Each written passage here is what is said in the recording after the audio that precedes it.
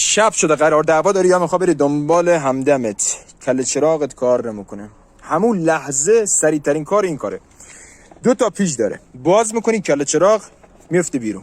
سیم زرد سرشو لخ میکنی، سری میزنی به جا پیچ گوشواره، یه هندل میزنی. اگه جرقه زد یعنی که آقا یا لامپت سوخته یا از تو دستک قطع شده. چیکار میکنی؟ سیم زردو، نگاه کار عجله‌ایه، همون سیم زردو به 3 تا سیمی که این به حساب لامپ داره، سیم آبی، سیم سفید، سیم سبز، سیم زردو یا به آبی وصل میکنی یا به سیم سفید نصب میکنی و یه سیم قهوه‌ای هم داره، قهوه‌ای رو هم به زرد وصل میکنی، هم کله چراغت وصل میشه و هم خطرت. این روش تفمالشه چون عجله داری.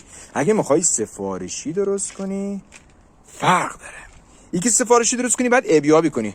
الان بچه تو اسلاید بعد کاری که شما انجام بدی اینه: 1 میه ای رو باز میکنی، سیم زرد رو میزنی، جرقه نداره. خیلی خوب، میه اینجا از توی این دستگاه برق فیش اومده بیرون، این فیشی که اومده رفته اینجا. سیم زرد رو میزنی به تنه، هندل میزنی. اگه جرقه زد یعنی بوبین سالمه که 100% بوبینت جرقه نداره، یعنی بوبین سوخته.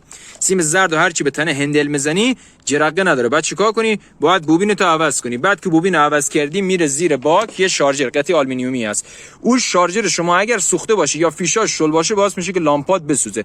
تو حرکت داری میری، فیش شل شارژر از مدار خارج میشه و لامپا پرنور میشه و میسوزه چون جریان تنظیم نمیشه. اوکی؟ پس یاد باشه شارژر، بوبین، سیم، اتصال شارژر و سیم زرد و سفید و آبی. سبزن که به تنه مخوره. مخلصم. لایک، کامنت، فالو یادتون نره. عشق، تاج، سرید. خیلی شما رو دوست دارم. لایک کنید دیگه.